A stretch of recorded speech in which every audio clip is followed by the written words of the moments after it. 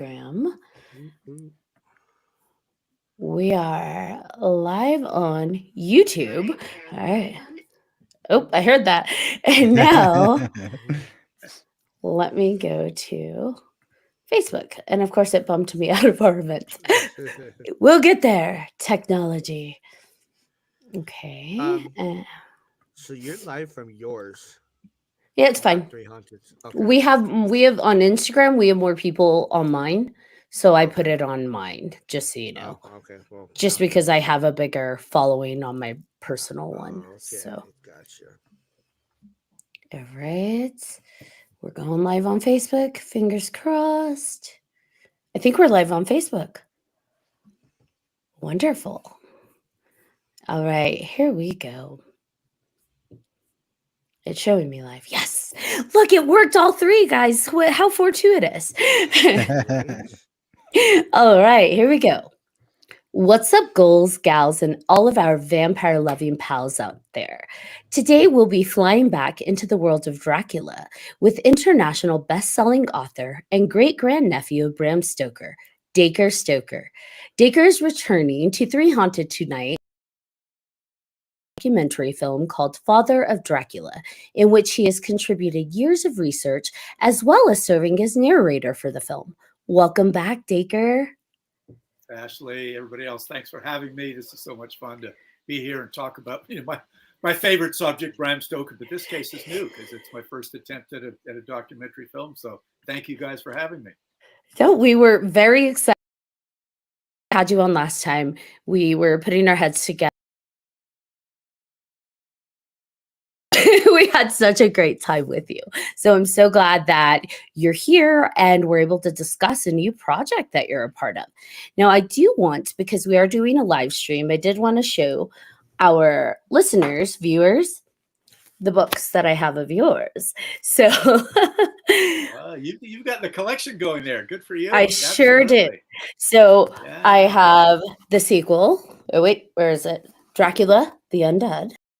Of the prequel, Dracul, of the 125th anniversary annotated Dracula. So, for those, if as you recall, those that had listened in last time, we had you on before I went to your amazing workshop, the 125 years of Dracula. And so I was able to come to the Winchester Mystery Mansion and hear your amazing workshop about Bram.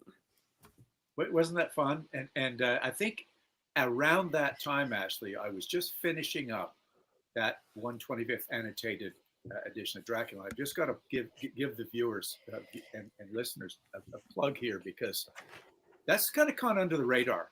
But that book was co-written with Robert 18 Bassang, who died about 3 months after we finished it. Oh, It was wow. really kind of sad. He had a fall in the hospital when he was in for cardiac surgery, and really strange. But if you guys remember in the novel how Renfield had a brain Mhm. hemorrhage and had to have brain trephination surgery that Bram's brother explained to him how to do because he really did that stuff. Robert had the same thing. He was on blood thinners. He fell going to the John, banged his head. He had a bleed internally. They couldn't stop it. And he passed. And, in a way, his widow and I were chatting. Robert was a very interesting and complex guy. If he was going to choose the way to go, he was such a devoted vampire and Dracula fan. That would have been the way to go. It's as did Renfield. But he and I found some really cool things. I'll just give you a teeny bit. Everything that was taken out of the typescript of Dracula, and the only way we knew this was that Paul Allen, the co-founder of Microsoft, bought the typescript and lets a few people look at it, dedicated scholars. Robert and I had looked at it independently about 2 years apart, and we kept all kinds of notes. We weren't allowed to take photos. So we were able to put into this copy of Dracula everything that was edited out because it was all literally crossed out. Back in those days, there was no cut and paste. We also deducted, based on that experience and looking at the Dracula notes, the missing 3 chapters of the novel. So that what you have in your hands there, Ashley, is something that is sort of the complete version of Dracula as Bram planned it. Now, we didn't rewrite the first 3 chapters. but we put it back in note form as Bram did. So that's what I've been up to. And those are the type of workshops that I give, is giving people all the cool inside secrets. And that's what I do when we're creating this documentary. And it is such a captivating workshop. I mean, you come in with all of your notes and you really do take people along the journey of Bram, from when he was born through his illness and beyond. And I feel like the workshop went by so quickly. I imagine it could be just a series of workshops versus one, but you did an amazing job of capturing Bram and putting together, or I should say, describing how your research came together, which I loved. And actually, you did mention this came out right around that time. So I had Amazon shipped it so quickly. And I was able to actually get you to sign it at the event. So there we go. Yeah. It is like a puzzle. I think that's the term I use. And just to sort of, set the record straight, there are researchers around the world who have become very good friends of mine who make very interesting discoveries. One was the Lost Preface, one was the Icelandic edition, the notes, the journal that I found, all these different things. But I seem to be the one repository, being the family member, the great grandnephew, that takes all this stuff in, and I give people credit for what they supplied with me. But I'm able to draw conclusions because lots of circumstantial evidence together, to me, makes enough to make a compelling set of stories. I like to say I don't know for sure, but with 4 or 5 different sources, to me, this is what happened. And having also discovered Bram's journal in his great-grandson's attic, if you can believe it, in the Isle of Wight, they had a journal of Bram's for years, but the handwriting was so bad they didn't know what it was. And they invited me over when I was doing my research for the first book, the sequel to Dracula. And I found this thing, and it took 2.5 years to have the whole thing deciphered. Dr. Elizabeth Miller and I did it and figured out what was going on. And that helped me understand Bram. His wiring system was an 11-year journal while he was a college student. And then we went on to work with Henry Irving in London. Sadly, there was nothing in there about him writing Dracula. I think he might have stopped the journal, but as you guys probably know, he started keeping a notebook of all his Dracula notes, and that lives in Philadelphia in the Rosenbach Museum. So down goes the journal. He starts with this notebook, and that's where we see all the cool things and the things actually that we had chatted about.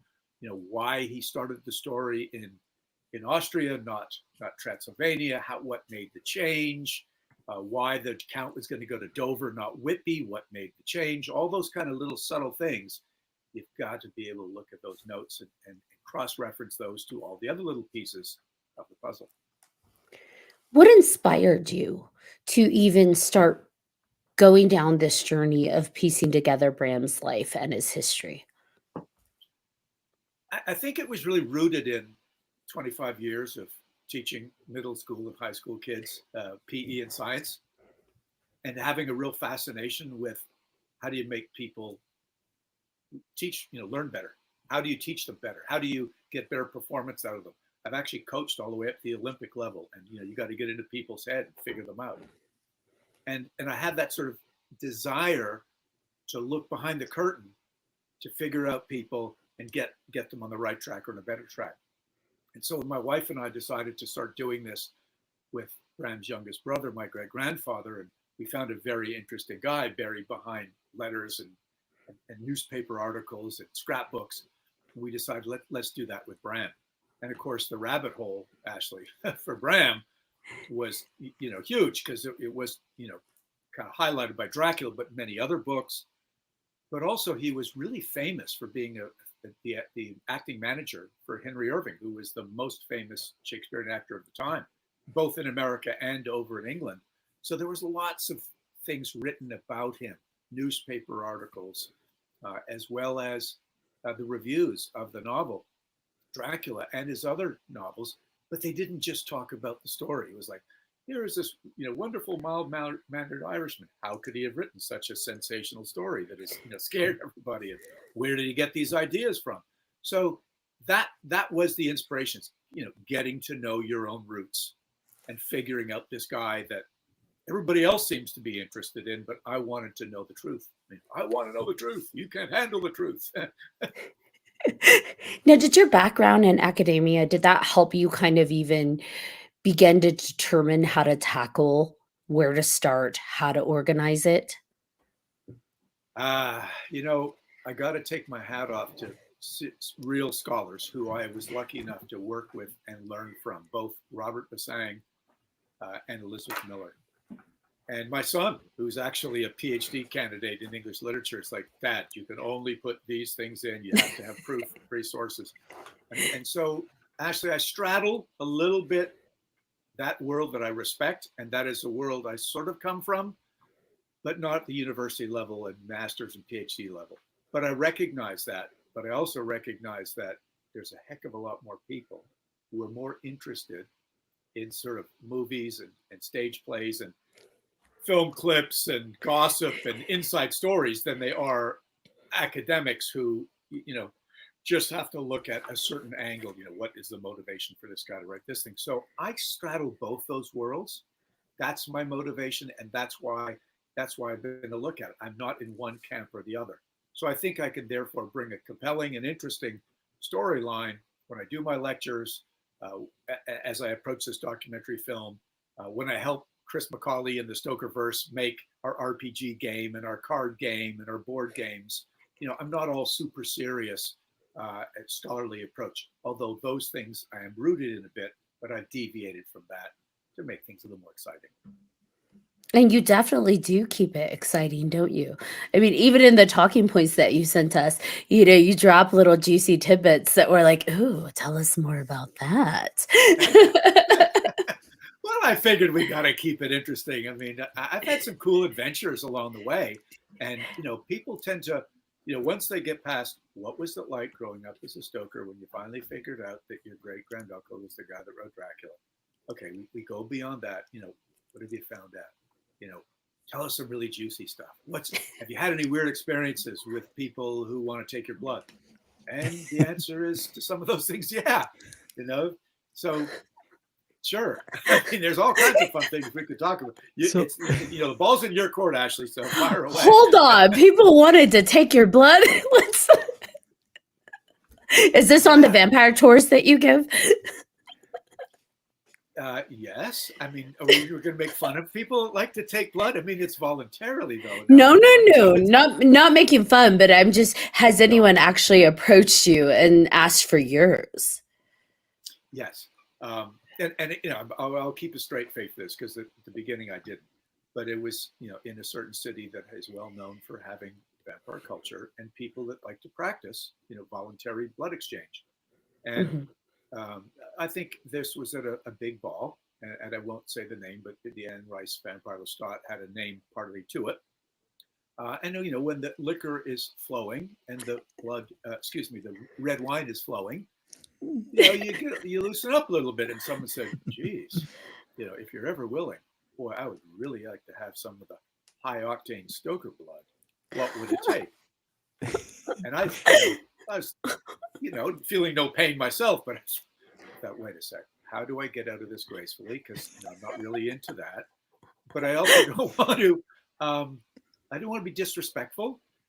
So it's like, oh, geez, I don't think my wife would be too excited about that. Or, I somehow, the way you sort of fumble away when you're stuck in a corner.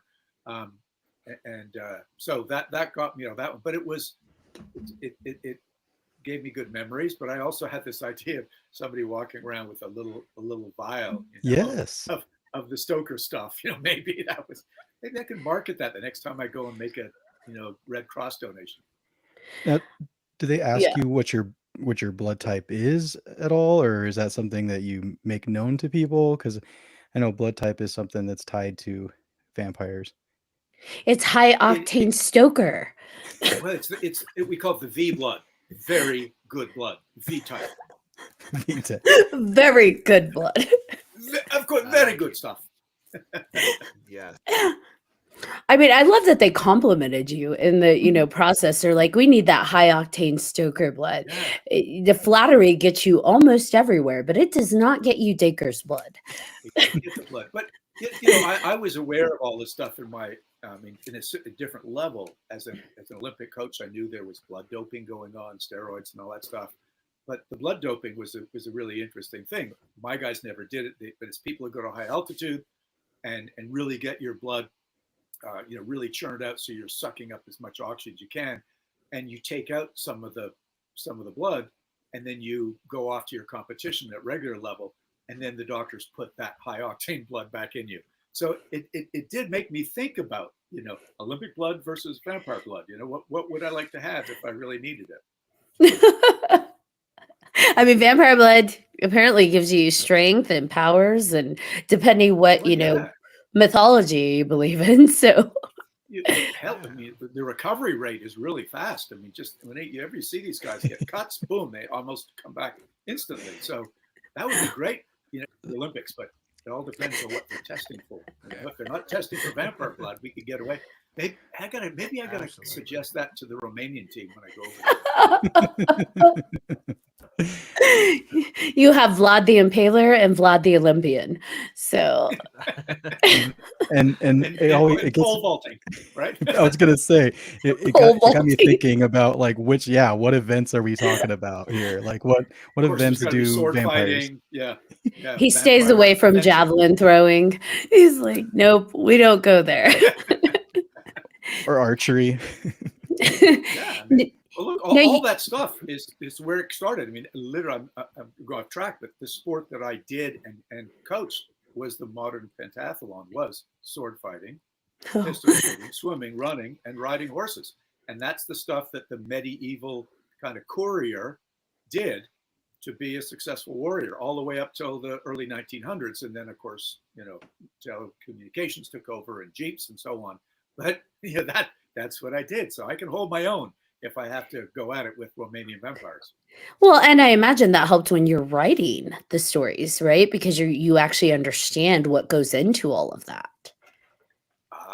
Now we're touching on something. There are a few sword fighting scenes in some of my short stories and novels. And actually in college, I was asked to help choreograph a sword fighting scene on stage. And I was just a fencing guy. I wasn't a stage guy, but nobody else up at St. Lawrence University in Canton, New York knew what to do. So I figured it out, certain basic moves for about a 2-minute sequence.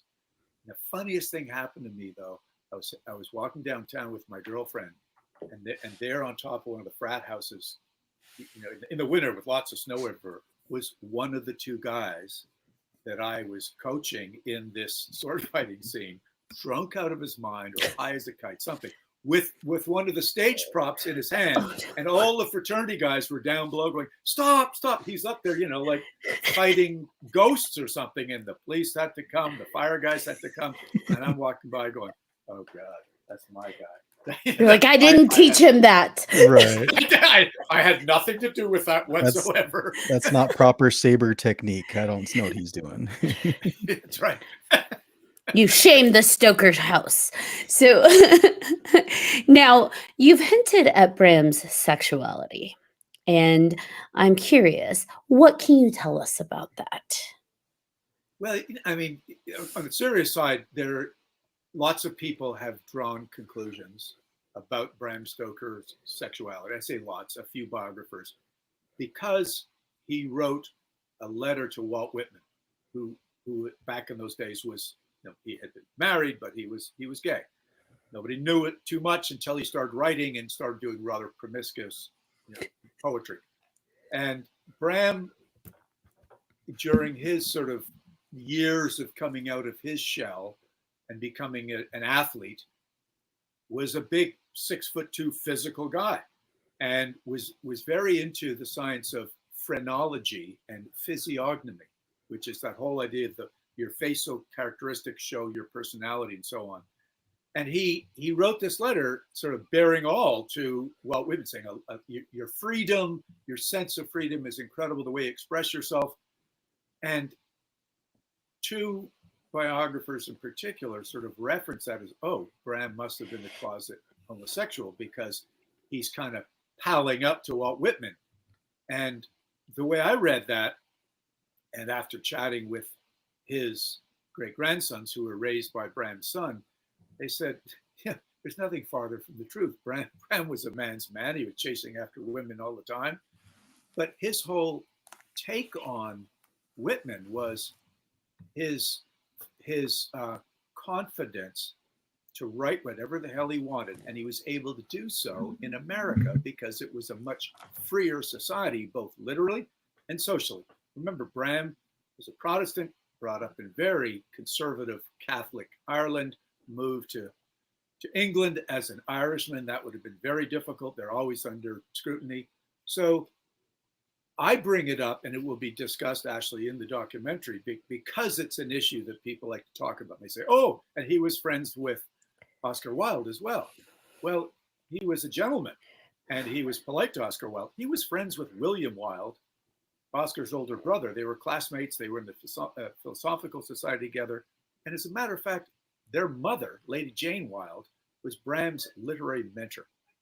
And she actually had a book that I found in Bram's personal library that gave him the sort of impetus to look into Transylvanian superstitions, because it had a section in it saying the Irish mythology of banshees and fairies and goblins, very similar to the vampires of Transylvania, and Madame Gerard has written a book about it. Bram also had a copy of the book by Madame Gerard. So I am sure that that's where the close connection to the Wilde family easily gets blown out of proportion, because people say Bram went to the prison that Oscar was held in because Florence, was a merciful person and wanted to, give the guy some money so he could buy something while he was in jail. And as a nice thing to do that a gentleman would do. It doesn't mean he was a homosexual. So those are the things we try to clear the record. Not that there's anything wrong with it, of course, but it's just, I like to set the record straight and not sort of allow people to get away with a free pass on too much uncircumstantial evidence if they can't back it up with the truth. It's one thing to say it to sell a book. It's one thing to say it if you actually have the proof to actually develop this thing and say, yeah, maybe he was. Big deal. Yeah. Now, Bram, and you discuss this in your workshop, as a child, he had an illness, right? And how were you able to piece together what that illness was? Well, again, that's calling upon experts. And I've spoken to a guy who is a medical doctor, and one of his interests is forensic medicine, historical medicine, looking into the Victorian era. And so here's what I do know. Bram was an ill child, most likely an invalid for the first 7 years of his life. He wrote one teeny little thing in a book that he wrote about Henry Irving, and it said, I used to be in my childhood, confined to my home, my room, didn't know what it was like to stand up. I had many fruitful thoughts in my mind and stories told to me that came into play later in my life. That's really about it. The rest is, hearsay. Was he bloodlet? Maybe. I did find information about one of his uncles, and they had a lot of doctors in the Stoker family, who was a famous fever doctor who did a lot of bloodletting. I found a treatise of explaining what they did to kids. I also found that the family itself had a long history, and it still does, of respiratory allergies and asthma. So I ran that up the flagpole with this doctor, and I said, okay, if a kid at 7 years old, they move 2 miles away from the harbor, which is mustewy and mildewy, and he grows up and starts doing walking for exercise, and then within 10 years becomes a champion all-around athlete, race walking, rugby, rowing, gymnastics, all these athletics, is it possible that he could have had allergies that he grew out of, or asthma that he grew out of? Because we know that they didn't have any medicine in those days to fix it. And so by putting those little pieces together, Ashley, that's the theory that the family has held. And I'm not the only one that believes it, but I've put all those things together thinking, how do you go from being an invalid and 10 years later being a champion athlete, and not having residual problems with your cardiovascular system, muscular system, or anything like that? And of course, that's fodder for good writers. That's what J.D. Barker and I used in Dracula, as you know.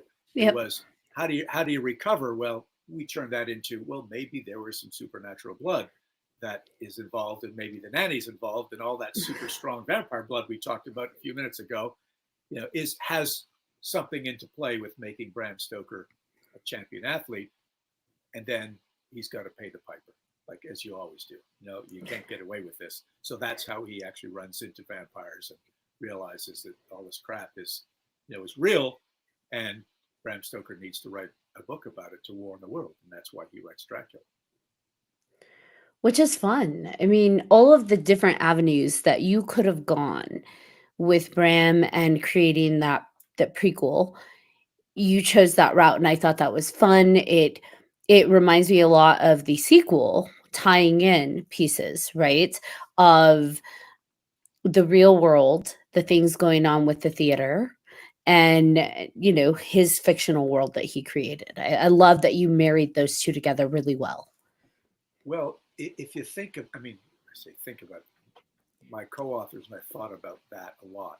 And the reason we did was because Bram did exactly the same thing in Dracula. He chose real places, real events, the landing of the Demeter, Whitby, all these different places in London that people actually knew about, Exeter, Purfleet, London Zoo. The addresses are all accurate, but sometimes off by one or two numbers only, just enough to give that feeling of reality, but somebody can't really check up on it because it's just off by a little bit. So he really set the stage for writing Dracula that way. So it was a no-brainer for me to say, okay, guys, I do the outlines. I'm going to find all these places. I get access to maps. To make this story resonate as Bram did Dracula, as it's real, we've got to really stick to this playbook. And it was great. These guys loved it because the two guys I wrote with could really then concentrate on plot arcs, characterization, whereas Dacre sets out the framework and has all, I find the newspaper articles that they need to read that tie into our story, all those things, the type of guns you use, was there a tower here, was there a tower there, all that stuff is then created, and then I hand that to my guys and say, all right, this is what we think should happen. What do you think? Now, you were on a quest to visit all the places that Bram went on holidays, right? Now, correct me if I'm wrong. It's been a while since that workshop at the Winchester Mansion, but in one of the libraries, didn't you find a book with his handwritten notes in it where he came up with the name of Dracula? Yeah, no, you've got a good memory. So, you know, the quest is ongoing because there's still things you find. I've been to Cruden Bay, Scotland, where he did spend many, like 11 or 12 of summer holidays, where he wrote Dracula and other stories. Whitby, England, where he was inspired and where he wrote many of his notes. And I like nothing better than taking people with me on those trips to kind of experience that and see it and feel it and so on. But the library you're talking about is actually in London. And it was 2018, I believe, that Robert and I were working on the annotated Dracula. And we both got an email from Philip Spedding, that was the guy that ran the financial matters, the fundraising for the London Library. He knew both of us. He was a big Dracula fan. He knew that Robert had worked really hard on the notes for Dracula, deciphering them and publishing them. And he also knew that in the back of those notes, like a university student, Bram listed all of the resource books that he used for Dracula.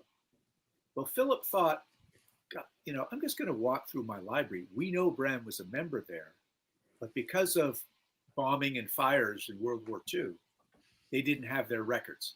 And the books that they had in a private library didn't have those little sleeves in the back. Remember those with the date stamps on them in the little card? It didn't have any of those. So what he did was he walked through the aisles of the London Library with his cart and a copy of his Dracula notes and started looking for every book that was listed in the back of Bram's notes. And by golly, he found 26 of the sort of 30. So he took them back to his room and he started looking through them, and he started going to chapters that he felt had something to do with, obviously, Dracula. He found books that were written by people who adventurers that went to Transylvania. He found the Baedeker Guide train schedules in Europe. He found weather books, weather pattern books, all that stuff. And lo and behold, while he was looking at them, he found some of the corners of the pages turned down. He on pages where there was something that ended up in Bram's notes. He actually found pencil writing, strange little marks, not just simply like any of us would do, underlining something, or back in college we take out the old highlighter and just, but no, there was symbols and things. So it wasn't obvious that Bram did it, but it was pretty good chance that he did it. So he contacted us and said, do any of you guys have any evidence or records of any books that Bram may have done that to? And I had in my possession at that time, it was like a 2-year loan from Bram's great-grandson's, my cousin, a copy of Dracula. Actually, it was came out in 1897. In 1901, the first abridged edition came out in paperback. So Bram's publisher in 1900 gave Bram a copy. Here's a galley book. Take out 30,000 words. And what he did with a pencil, because again, remember, you and I can do that with our computer and cut and delete. He started crossing out, making little notes. And when he crossed out like a whole passage, remember, he had to cut the book down by 30,000 words. So sometimes you take out a passage that's somewhat irrelevant at the description of something, you might have to bridge what you have left and where it starts again and put in some words and symbols. And guess what? They were almost identical to what Philip had sent us in pictures of the books in the London Library. How cool. Then he discovered a book that Bram's son had donated to the London Library 2 years after Bram died. And guess what? Same type of markings were in the margins and turned down corners on things that Bram had used in some of his other novels. So again, a lot of circumstantial evidence, but bingo, we narrowed this down to these are the books and these are the ideas, the thoughts of vampirism, of somnambulism, of trance walking, true ghosts, volcanoes, the devil, all this cool stuff. Now it's beyond a reasonable doubt, Your Honor. We've got the proof. You've built a consistent pattern here, or you've identified one. Well, that's it. And that's, as you know, in workshops, you're like, oh, yeah, that's cool. Let's see some of it. So I do these workshops as I did with you. I show them those pieces of paper. They're photocopies, obviously, but you can see that where they all link up. And you can see where he found the name Dracula. It was a Transylvanian warlord. How it got transferred from Dracula, Vampire into the name Dracula, so on. I mean, it was all kinds of shifts throughout 7 years, but it's fascinating to see the process. Now, that brings us to the segue of you're doing these 125 years of Dracula workshops and you're leading tours. And how did the Father of Dracula come about? How did you team up with this filmmaking group? One of my trips to Dublin, Ireland, I was invited to present at a film festival in Dunlowry, which is just outside of Dublin, and I met this fellow, Jason Figgis, who was a documentary filmmaker, a feature filmmaker as well, but a small-time guy doing his own thing in Dublin. And I thought, what a great spirit, what a cool guy, and I loved his film.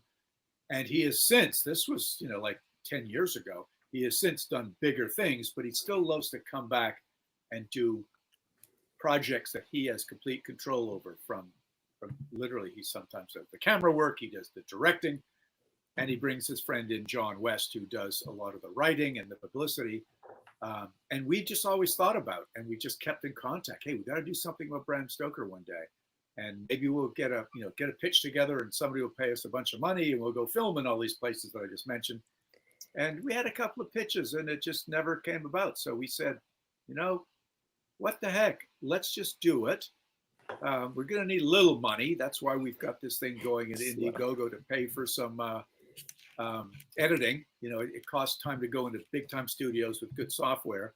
But we've already got all the filming done in all these locations, because every time I go on one of these places, I had a really good friend from Romania, who's actually an Irish guy who used to be a videographer for Sky TV. He got tired of going to wars around the world, so now he's freelance. And he comes around with me and we film things in Whitby, in different castles in Transylvania, in Scotland. And we then send all this footage to Jason. We worked with John West on a script, and I provided lots of information. He wrote it out. And then I sat upstairs in my daughter's room, which is quiet, with a good headphones and speaker, and did the narration just on my little computer, and then would send it over to Jason Figgis. And the magic when you do something, I mean, it's kind of a little bit like a Ken Burns style, where you might have some static images, you might have a few talking heads, you got maps, but it doesn't have to all be, filmed live video to make it awesome. It's the magic is in what Figgis does, is edit it great to give people 90 minutes of what an awesome story where the puzzle comes together. We know the man. We now know the man. What are his motivations? What was going on in his life? And, what went into writing this story that really changed the world, and getting input. It's nice to get other voices than just mine to give some sort of break, but also credibility. So we had Colin Hamilton and I went to conferences around different places and say, hey, I love what you have to do. Let's step into this room and have a little interview with you. And so that it's cobbled together, Ashley. But again, the genius is in what Jason and John can do to make it all real and make it compelling. I think one thing that I'm very interested in, I've worked on a couple documentaries myself, is the hard part is always like, what perspective are you coming from? What are you trying to tell? Like, what is the story? Is it specifically about their life, like cookie cutter things? Are you trying to go at it from a family member's perspective? What are you trying to tell people? Are there things that maybe people that are misunderstood that you're trying to clear up for a lot of people? That's what I'm interested in. What kind of angle that you guys are going to go at? And maybe it's everything. I mean, well, BJ, that's a great question, because we have those discussions ourselves at the sort of the writing phase. But of course, that can change when Jason starts editing it, right? We have looked at, it makes sense to do this thing chronologically. But we're still discussing, do you start with Dracula and then it like goes backwards, like what happened? Or do you start with the troubled childhood of Bram Stoker and then it goes forward? So that's something that Jason's going to have final word on. But back to your question, is what I bring to the project is something very unique. And that is the family perspective.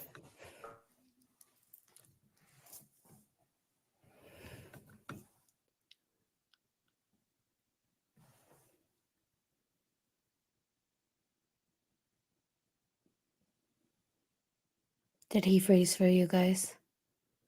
Okay. Yes, ma'am. I was like just waiting in case. I didn't know if it was my. We're off of Instagram, right?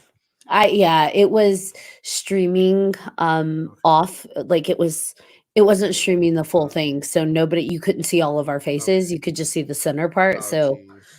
I dropped it. He'll come back on. Yeah, no, that makes sense. I was just curious. This isn't a 3 Haunted podcast unless we have some live technical issues. Technical issues. I was going to say technological, but that's not correct. Technical issues. What a word that is. Technological. Technological issues. Technical. Techie. He'll come back. I hope. Come back. Come back, Dacre. Come back, Dacre. Stand by, viewers. You're amazing. Don't leave. He'll come back. The tarot cards, nice. beautiful. Oh my gosh, that's amazing. Vlad Dracula Tarot. I saw those somewhere. That's so cool. Well, Besides in your hand, of course. So pretty cool. Pretty cool. well, while we wait, I can show you the books. So, because I kind of really briefly did it, but this is Dracula, the annotated. So they put back in the chapters, they added notes that they had recovered from his, journals and stuff like that. So that I was able to get on Amazon, and they prime delivered it so I could get it to him to sign in time. Because I think from when we aired to when that event was going on, It took a um, week. It wasn't yeah, very. yeah, it was a Yeah, it tight was short. turnaround. Gary says Yeah. you need a technical difficulties card with elevator music. No We're gonna elevator music, Gary. we're gonna put the SpongeBob 4 hours later. Yes. Yes. um, That's and then hilarious. also for those that don't know, he also created Dracula the Undead, and that is the official Yes. recognized sequel to Bram Stoker's Dracula.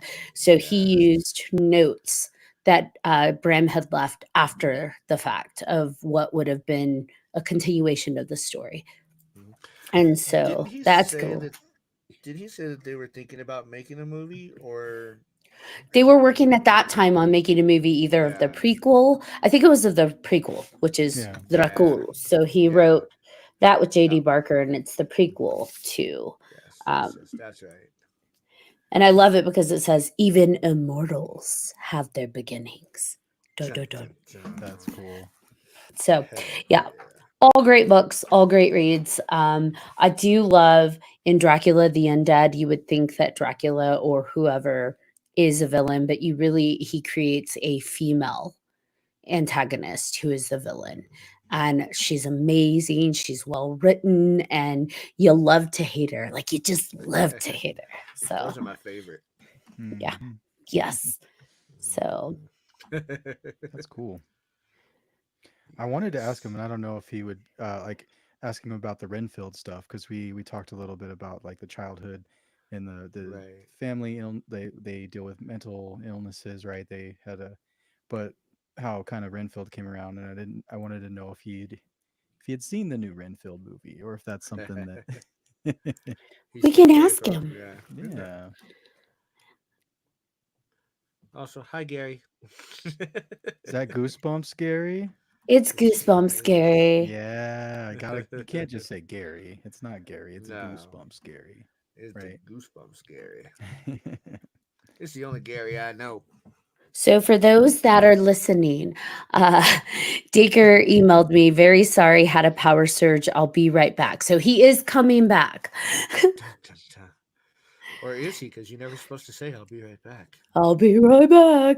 And Gary said, even immortals have their beginnings is such a great tagline. I agree. I like it. It gave me the Yes. goosebumps. Ah. Oh, see what I did there, Gary?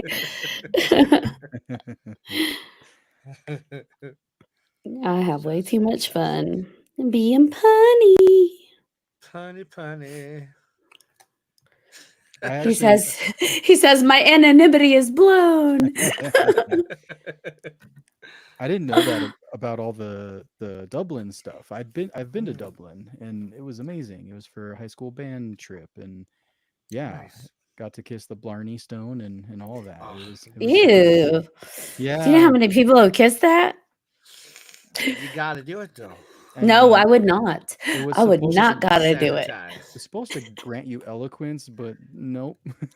But I nope, he's just I like, think I didn't work no for me. amount of magic can grant me eloquence. So, for those that are tuning in, because I see some viewer numbers going up, Deeker had a little bit of a power issue going. He's going to be right back on to join us. So, please know we're not just goofing off here. Oh, and someone left.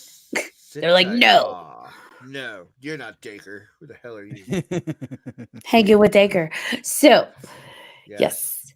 But you know, I was fortunate enough to be able to jump on to one of his workshops where he was doing 125 years of Dracula to celebrate the anniversary of 125 years later. And it was phenomenal. He has a whole presentation, but kind of like he said earlier at the beginning of this, he really does know how to mix those juicy kind of tidbits of a story along with, kind of those academic details. And it really is a compelling story that he put together, a storyline Mm. of Bram Stoker. And I'm excited to see, what he does with Father of Dracula. So, Yeah, as filmmakers, right? Like it's documentaries are so cool. I love, especially when it's about stuff that you already have a big interest in with Yes. vampires and Dracula and all of that. It's just, I don't know. I mean, the workshops are great, but this is for people who can't access those, right? This is for people that are in Colorado yes, or wherever that they can't get to these places but want to know all of the things. exactly. And I'll say this because he's not on, but Oof. no. And actually, that's me trying to manifest him. Oop. No, I'm just kidding. So I will say the storytelling aspect of Stoker runs strong through him as well.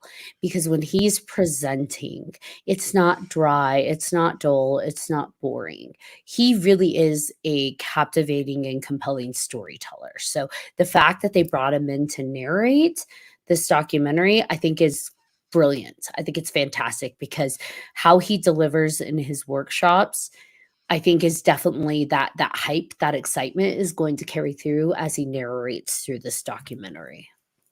Yeah. I feel that it would have been a missed opportunity if they didn't. Like if they just went to him for, just the information, that would have been a total miss Or Can we just have your notes? Right. or We have your just like notes. a small interview. Like, no, no. Mhm. Right. No.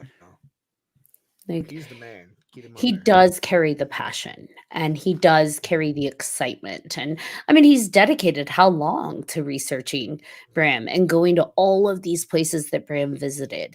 I mean, he's going into people's attics to go through boxes to find things of Bram's. He's going, it's not a bad thing to go to Scotland and to go to all these places to Right. visit where, to walk Right. in the Like no. footsteps of Bram.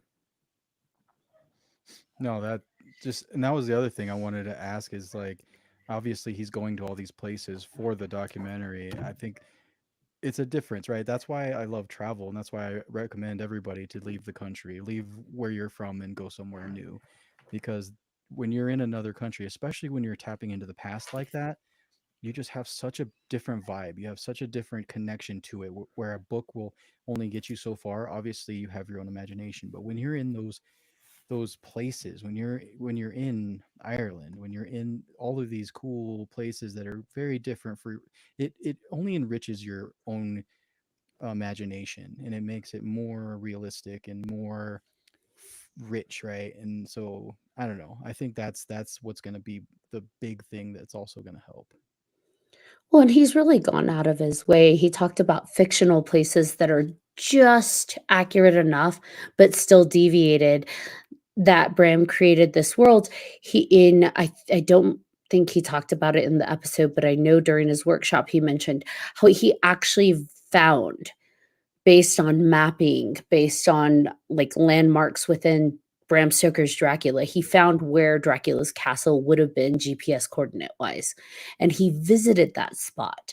I think he said he forced his son to go with him, but he visits the spot to take a Yeah. picture and really immerse himself. And that's the thing. Not only is he immersing himself in Bram Stoker's world, he's immersing himself in Dracula's world. And so that I think is what helps that passion and that connection truly come through in the workshops. And I think that's what's going to help come through in the documentary. They were smart to pair up with him and do that. Do you I guess the documentary is gonna, I think he said it was an hour and a half, is that what it was? Something I like don't that. I remember. think he said 90 minutes. We'll ask him when he comes back. Yeah. Don't leave us, viewers. We love you. Who's still there? Who's watching?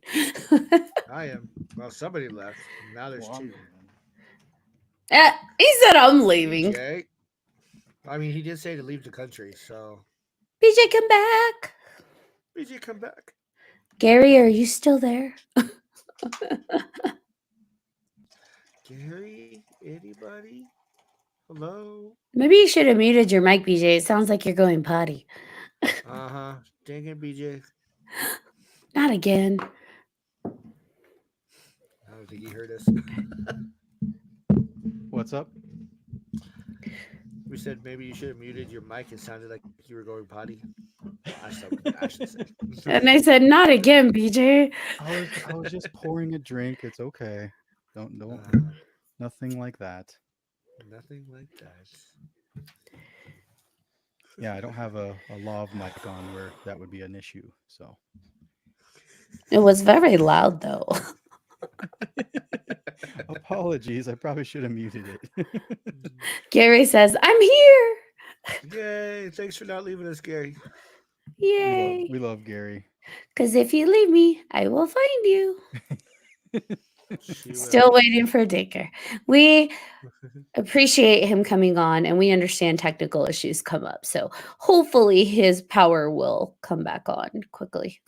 And I gotta say, Because we have like, so many questions. yeah, like when he first just came on, like he's just such a cool guy, just from the get go. Yeah. It was just like me, John left me, Yep. and I was like, oh god, it's like okay, I like told how's it you I was going? gonna like check my sound. But no, like Like, he I'll be was right very, back. Click. no, I know, but he was very nice, very welcoming, very like jumped into a story about his bobbleheads Good and one, Gary. His the bobbleheads. yeah, like it's crazy Yeah, story about the like ones that were about behind him. the pandemic and everything. It was nuts. Now Like you I don't, know why we were so anxious to get him back on. He's such a wonderful Yes. person and yeah, Yes. easy to talk to. So yeah. I swear I'm going to bug him to be on for a third episode and be like, tell us how the Uh-huh. documentary is doing. Oh yeah. Right. Well, and he's a teacher, right? Like he's done a couple of different types of things, right? Was it PE and what was it, social studies? Is that what it was? You wish. And then he was a coach for Olympians. Like that's crazy. That's so cool. That's super cool. And you He's can tell awesome. that. Yeah, just the Mhm. passion, like you were talking about, behind all of the things that he's researching. Now I want to know who's going to write a story about Dacre Stoker. Right. Doing all Ashley this. Lunar Goddess, maybe. Right. Yay! Yay. She Hey, just does that needs mean we get to like she play needs ourselves time. eventually? What'd you say? That would be fun. So does that mean we get to play ourselves if we go that far? Since he's been on podcasts? Sweet. I get to be in something finally. This is a face for radio. I only live stream for Ma'am. specific Ma'am. guests. I don't go in front of the camera But you otherwise. should, You because this see those lady's chipmunk gorgeous. cheeks? Ah. I Yeah, I ma'am. feel, I feel like the It's Brady the Bunch. opposite, like I don't know. I in my Yeah, screen she's it's no, she's on mirrored. your. Yeah, you had it right the first time, like on mine, but she must. You're like, I don't know. I'm checking the I'm in the email middle. because he emailed to Oh, let me that's know cool. he was rebooting everything. So I'll let you know if he sends another one. Sends another I one. do have a really good question about if Bram was alive today. Hmm. Ooh.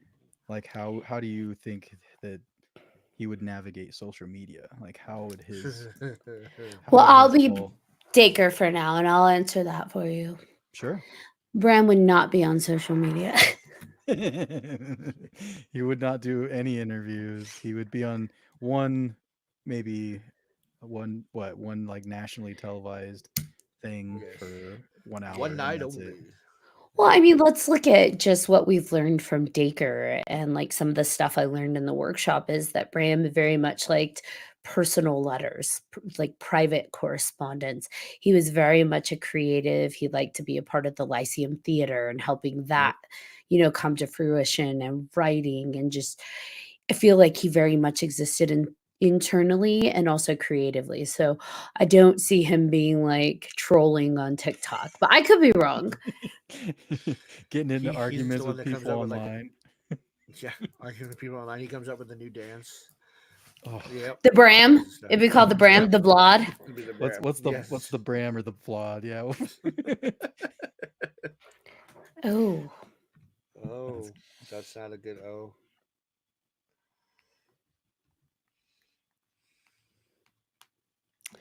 Well, he said he's in the studio, but he's alone. I think he's in the wrong link. Uh-oh.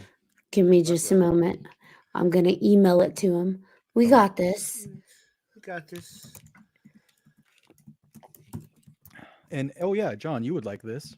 I got this from the Avalanche when I worked at the Pepsi Center. This was at the game when they won the Stanley Cup. I remember. Yeah. Ooh, Remember the look hashtag. at Find a way. that. What? That is a water bottle that's 3 haunted. It's just a sticker. Oh, okay. It's I just thought, what? stickers. I have my Okay. stickers that I take to events and I also put on my water Hell bottle. yeah. Gotta represent 3 haunted. I know. I'm wearing my shirt. What up? I feel like I'm not far enough away. There's my old stickers on my stuff. Oh, look! Yeah. Oh, is that your ghost hunting gear? Yes. It's what I stole from John, That's what he stole from John. Yes. but I do have to return it soon. But yes. Never. Oh, and I Temporary, do sir. have Easter was just around the corner. Yes, So ma'am.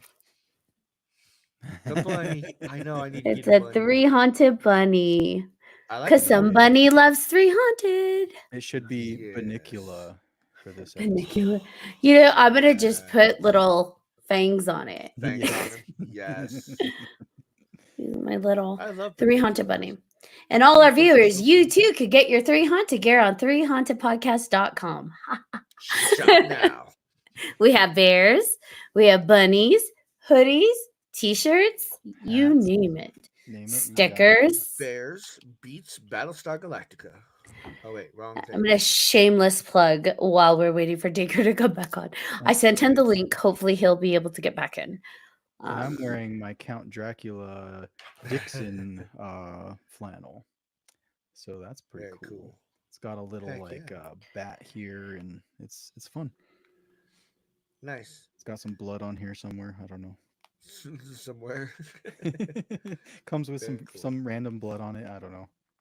You know, somebody's. Who knows? Wasn't yours. No, definitely not Well, no. mine. But yes, viewers, listeners, go to 300podcast.com. Get your merch now, please. Thank you.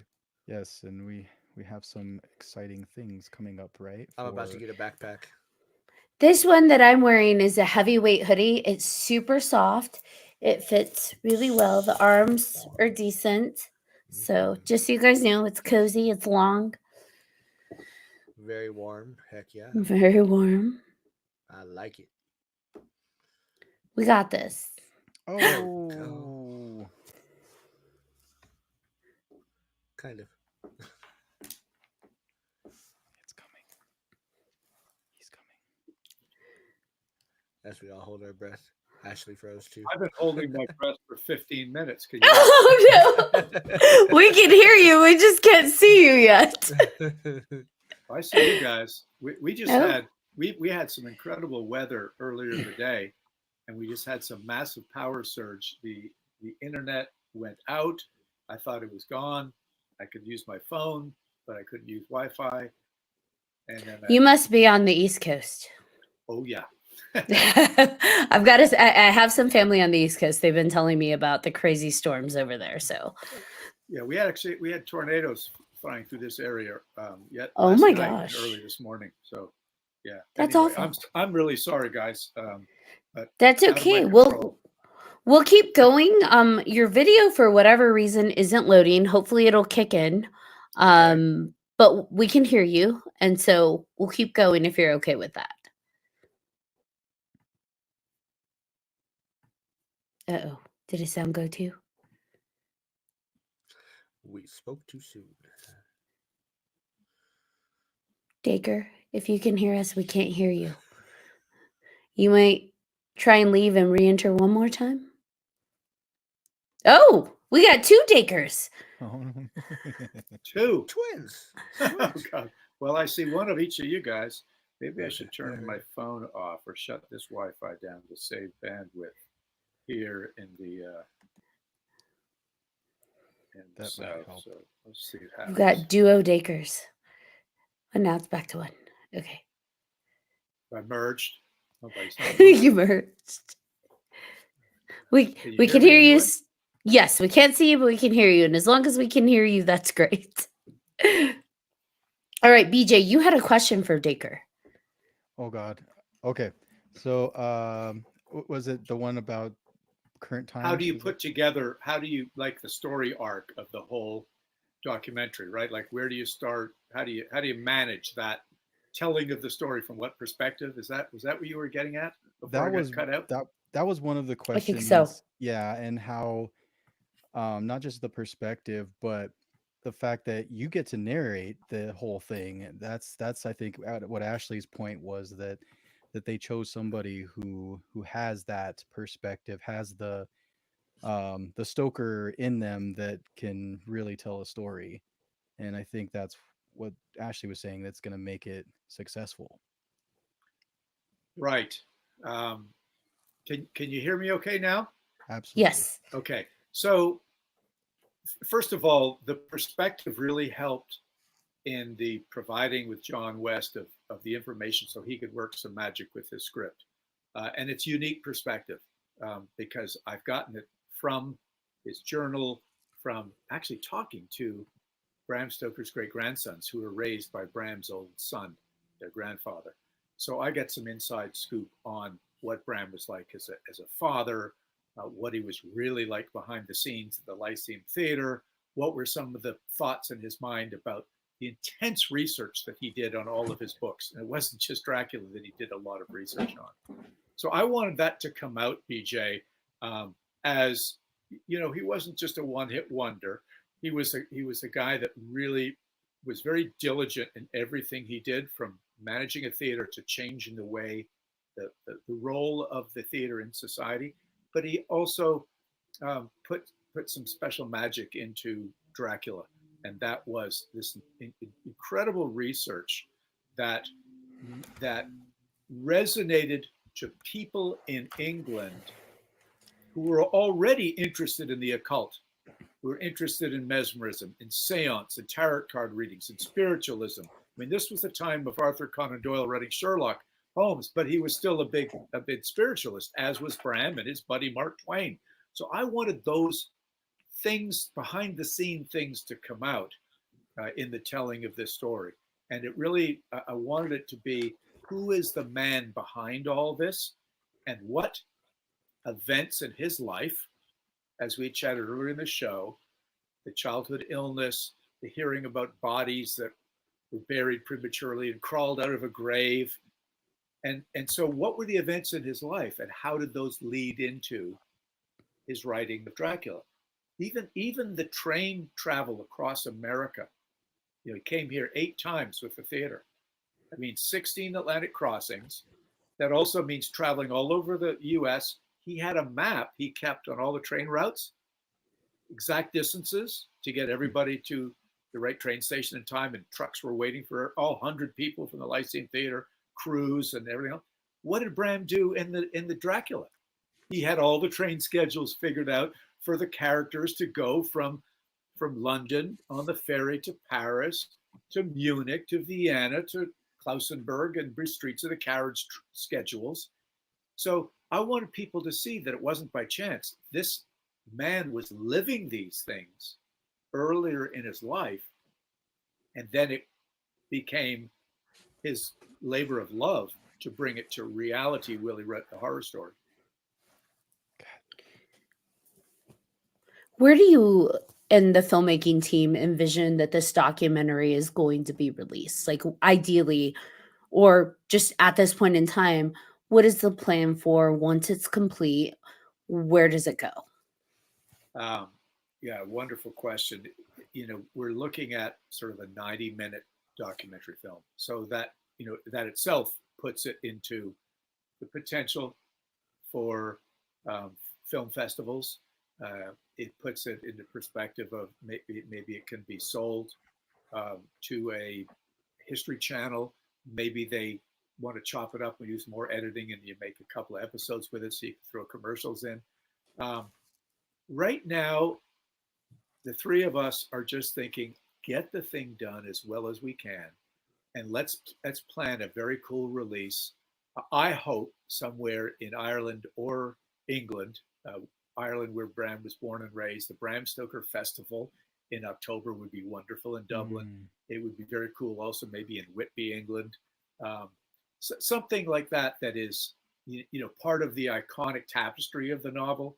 And then, of course, hopefully it hits the road, because, when you think the novel Dracula was like published in like 30 languages around the world, probably at least half of those would want to, still interested enough to learn about the guy that wrote the book. I mean, everybody already knows about the creation, but let's give them a little inside scoop on the creator itself.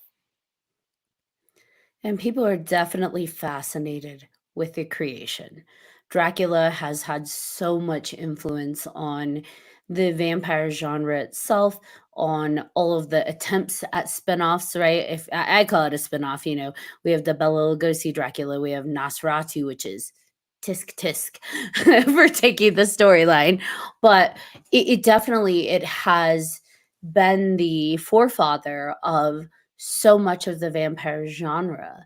So I feel like anything, any little note or extra tidbit that people are able to get about Dracula, about Vlad, about Bram, they eat up. So this is great. I think that you guys are putting together a documentary on this topic.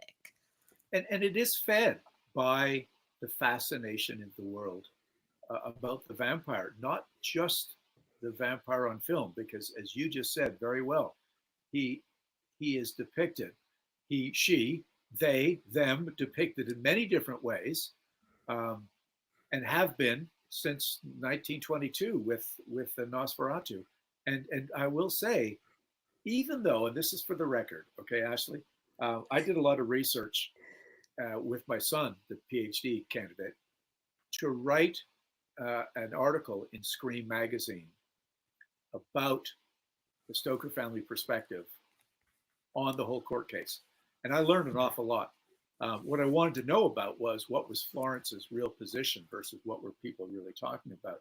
And it turned out that Florence Stoker was not the one that suggested that the film gets destroyed. That was the German courts when Piranha Film said, look, we lost. Now you guys got to pay restitution. We're bankrupt. And they said, well, fine, you got to destroy the film. The film could not be destroyed because copies of it had already been sent around the world to different countries for previews.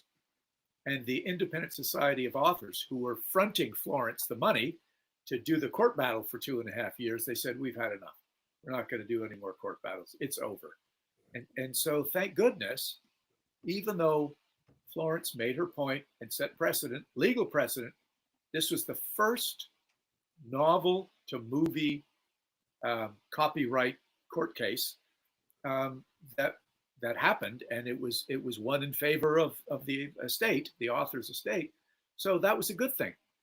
But I'm also glad that copies lived on, because look where we are now with Nosferatu. How many different versions, right, have come out?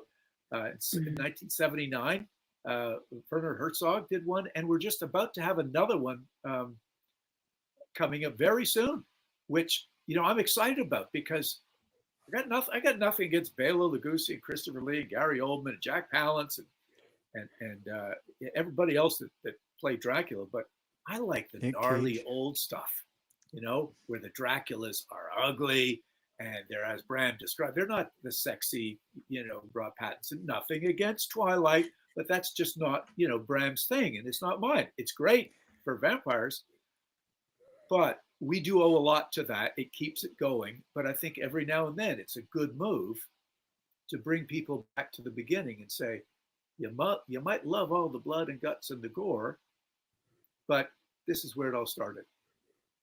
And you might learn something that you didn't know about where it all came from a very interesting and complex man, troubled man. He did have conflict in his life and so on. So he wasn't just, kind of easy read. Now, you mentioned that you've been filming as you visit these places and send it back. Do you find that it's easier to have access to these places and interviews with individuals at these places because you carry the Stoker name? Or do you just find that people are eager to talk about that because the legacy is so prominent? Listen, there's no question. It's both. And you know, the Stoker name opens up the door. And I say this seriously, it opens up the door. But you better, by golly, you better walk in that door with the game face on and your research done and a good series of questions, because people love to bring you down. You know, if you are, as I am lucky enough to be born into this family with a big name, and I've had books out who become international bestsellers, but you're going to get people who are like going to jump on you and go, he's just trying to ride the coattails of his family name. My God, this better be good. Or I hated this, was nothing like the movie. What came first? But anyway, so I take it seriously that I'm a producer within the family and holding up the family's legacy, then a taker. And listen, I've met some good friends in the business. Lynn Lugosi Spears, she is a producer in the Lugosi estate. Lynn is the granddaughter of Bela Lugosi. Victoria Price, Vincent Price's daughter, a good friend. She's been on tours with me. She is a producer. She helps people relive the legacy of her father and get an inside scoop on somebody who's an actor who played in a lot of vampire films and a lot of horror films. She wants people to better understand her dad, just in the same way that Lynn Lugosi wants people to know Bela, and I'm sure Mrs. Karloff wants people to know that there's really a real person behind, you know, all of the monsters. So to me, we take that seriously. And I also take it seriously that I realize that the book Dracula has meant an awful lot to an awful lot of people. And I meet people that say, I read that religiously, but every second year. And I get something out of it every time I read it. And by golly, Bram Stoker, what a genius. And people don't get it, but I do. And it means a lot to me. It's like, whoa, okay, I'm walking on hallowed ground here. What can I do for you? You know, and I want to be able to tell them stuff that will then sort of help them, you know, learn more to fulfill them from their quest, as this book means a lot to them. So yeah, I get a kick out of it, but I'm also careful when I walk in that door and present myself, because I want to make sure I do it right and hold up our end properly. Now, the Father of Dracula, as you said, you're raising funds to be able to complete the film. The Indiegogo campaign just recently launched, right? Yeah, started April 1st. So it's recently out. And yeah, we need about $25,000 to get into proper studios to do all the remixing and the editing. And then I think Jason said it would take a couple of months to put the whole thing together. So I'm looking forward to it, because we've worked on it bits and pieces over about 3 or 4 years, you know, a little bit here, a little bit there, and it's like slowly coming together. So I can't wait. But, you know, I urge people that, well, the rewards are cool, but also anything you could do to help get our story out there is much appreciated. Could I ask you what the most challenging part of making the documentary has been so far, besides obviously funding it currently? Oh, yeah. I think the hard part is figuring out when I'm leading a tour, and I maybe take a day or two afterwards to say, okay, Colin, I'm in Romania, or I'm coming to Whitby or going to Scotland. Let's spend a couple of days filming, because I'm already here. You know, I've got the plane ticket paid for by the tour. I can't do much filming when I'm working and being there for everybody. But I had a heck of an experience with my son and bad weather.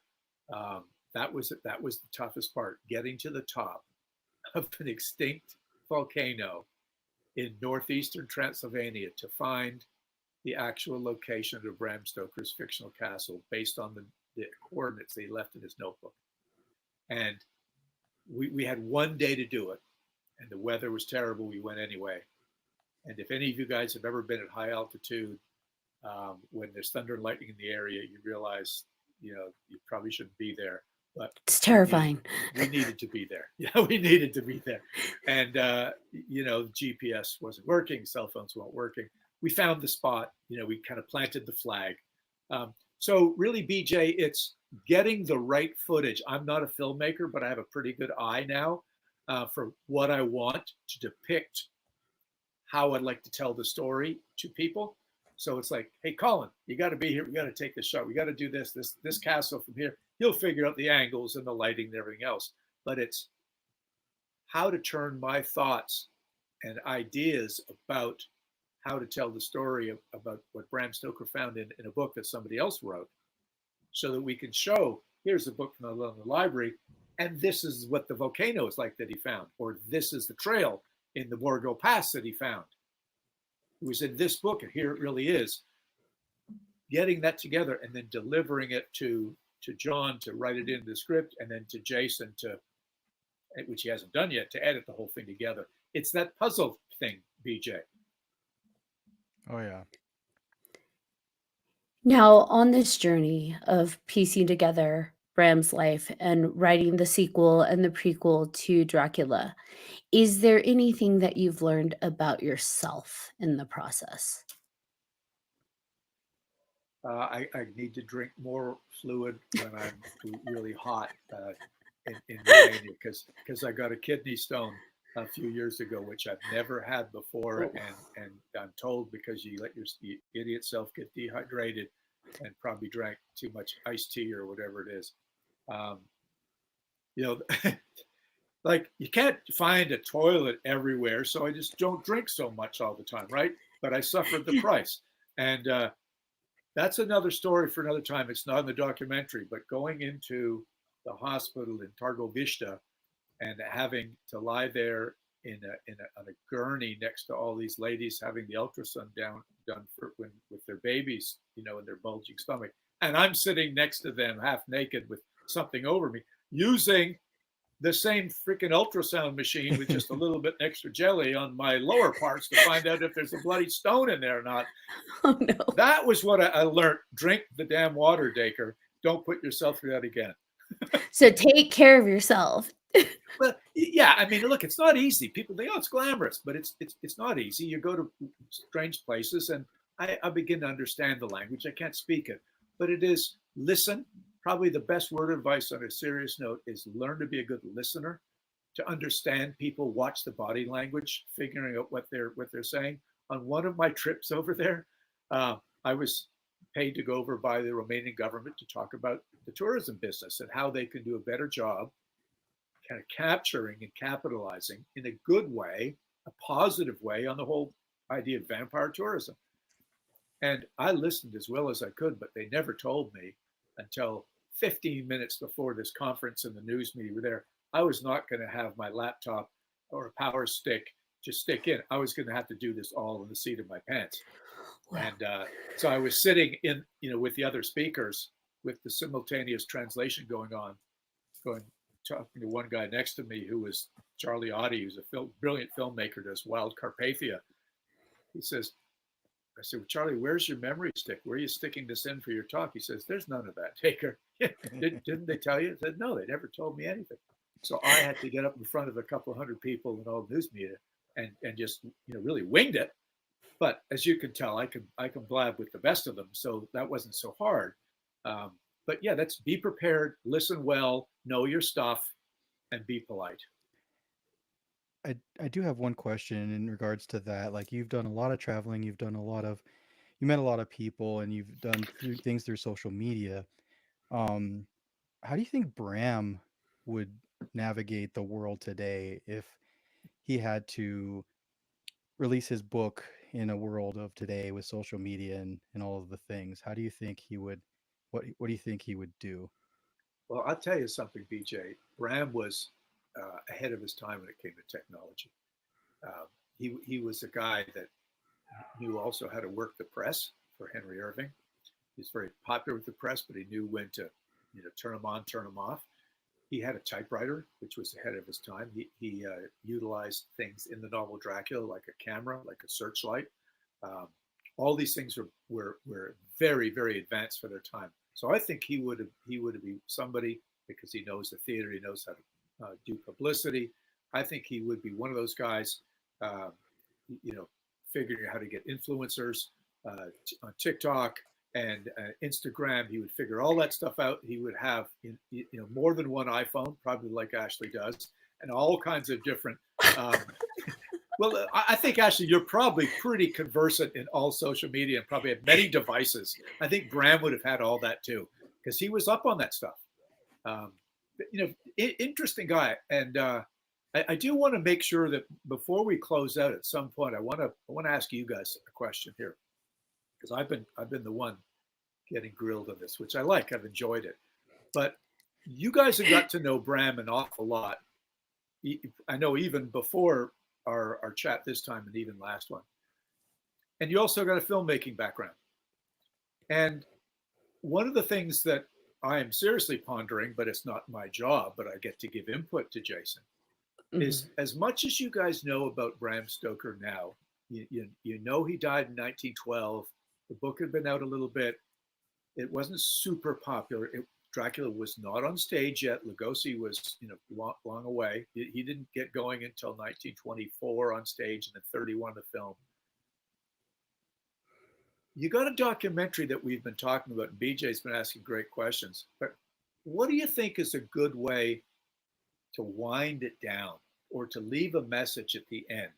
You got a guy that dies after a long and interesting life, somewhat tragically. He doesn't get to know what his biggest success in life, what it really was, and how it impacted the world, and how it went on to be both horrifying and interesting to the world. So, as filmmakers, you in your world, give some advice to us and maybe your listeners as well.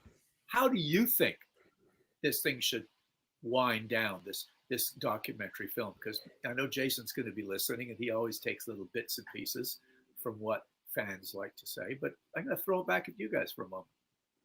I have something. Go ahead. Do tell. So you were talking about how he wrote a letter. Was it to Walt Whitman? No, who did he? Yes. Yes. And how he was inspired by Walt being true to himself and writing how he wanted to write about what he wanted to write about.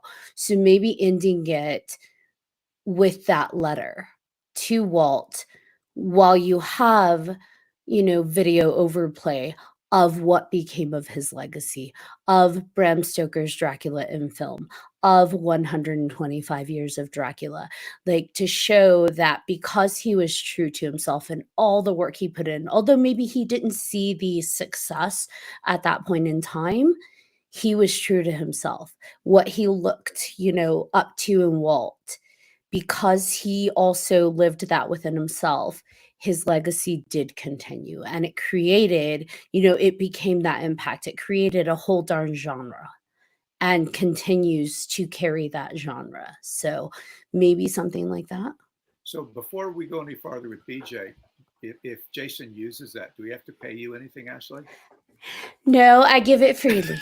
Okay, just want to make sure, because Jason's probably going to whack me upside the head if you say, hey, you never know. I might go Indiegogo, be a producer, in which case. There you go. Then you could get it. We might need you. So then I get a credit. There you go. BJ, what are your thoughts on how this, the right way or an interesting way to end the film? So for me, the biggest thing about Bram's life, because we live in a world where it's easy to travel, it's easy to, you just get on your phone, Google Translate, you can talk to all these different people, and it's easy. But back then, like, there's all these diseases going on. Travel is not the easiest thing to do. There's all these different things that he had to go through. It took longer to do all of these things, and he was successful in his life. Like, I think as a successful human being, people need to be able to travel and experience the world, experience diversity, experience, as much as they can get out of life. And I think that's the successful thing. That's even, I mean, obviously Dracula and everything has become an iconic figure and everything, but the way he lived his life, I think, is maybe the more successful thing for him, for his everything. Because as a traveler and a filmmaker, I think about what would I do in those situations. I'd be like, no, man, I'm tired. Like, I don't want to travel to all these different countries. It's just the passion that he lived with, the people that he met, the conversations he had. it was rich and full. And I think most people in this world don't get that. They don't get to experience what he got to experience. And I think that led to him writing such a iconic, piece of work there. And so maybe that would be That something that I would. that's an interesting point because we may have talked about it in their last show. But one of the things he learned coming to America, as you say, BJ, traveling and train traveling across the whole country, he met Buffalo Bill Cody and became very good friends with Buffalo Bill Cody and helped Buffalo Bill come to the UK and perform in Edinburgh, in Glasgow, in London. Stoker and Irving were showmen of the time, and they brought equally a big time American showman to come over. What Bram Stoker did with that, so this is what enriched his life, BJ, was not just the traveling and the relationships, um, but it was actually utilizing some of that inside information. He used Buffalo Bill as the model for Quincy Morris, the gun-toting, free slang-speaking American. He used Buffalo Bill Cody as the model for Elias Hutchison in the short story The Squaw that I turned into a graphic novel with Chris McCauley called The Virgin's Embrace. So he did this with people that he met, took different elements of places, of people and things from all of his travels. And I think you're absolutely right. The richness that he had from these travels and the relationships that he had, that's something to celebrate in this film, and somehow sort of highlight that, not what he lost by not seeing the success of Dracula, but what he accomplished with his relationships and his travels and the worldliness that he attained. I think that's fantastic. Well, I'm excited to see where this goes and what thread becomes that golden thread that ties the documentary together. I'm excited to see what you and the filmmakers put together. And for those that are listening and those that are watching, please go to Indiegogo and contribute in any way that you can, even if it's just sharing the campaign. That also helps. If you go to Indiegogo.com, you'll be able to search Father of Dracula and their campaign comes up, and share it, like it, contribute if you can. Anything helps. But this has been an amazing conversation. I have words. Dacre, do you have any final thoughts for us before we wrap this amazing evening up? No, I mean, I just, as you guys know, enjoy talking to people like you guys who are interested, who help give a platform for other people who are interested in the arts, in the writing and filmmaking and so on. So I just say thank you, and keep the candle burning light for other people like me that you give this opportunity to, because I think it's wonderful. It makes life more interesting to get behind the curtain and see what's really going on. So thank you for helping me draw back that curtain of my famous relative, and we'll see where we go. Hopefully we'll be successful with our campaign, and Father of Dracula will be a huge success. Well, thank you for being behind the curtain and willing to come on and talk about this stuff with us, because it's such like I said before at the beginning, you can have so many episodes. You could probably have an entire podcast, and I mean like series, on Bram Stoker, on Dracula, on the impact of the vampire genre, and on yourself. You're an amazing storyteller yourself. So we appreciate you coming on. Thank you. And I'd love to come back anytime you'll have me. All right. Anytime, every time. Okay. All right. Take care, all. Okay. All right. So, John Thomas, do you want to bring us home? I do. Thank you again, Dacre, for coming on. We appreciate it. It's been too long, for sure. And thank you to all of our listeners and viewers for watching and listening to this episode of 300 Podcast with your host. I'm John Thomas. I'm Ashley Lunar Goddess. And I'm BJ Segura. If you have any questions, comments, or episode suggestions, please feel free to email us at 300podcast@gmail.com. And if you haven't done so already, please like, follow, and subscribe to all of our social media. You don't want to miss amazing guests like Mr. Dacre Stoker here.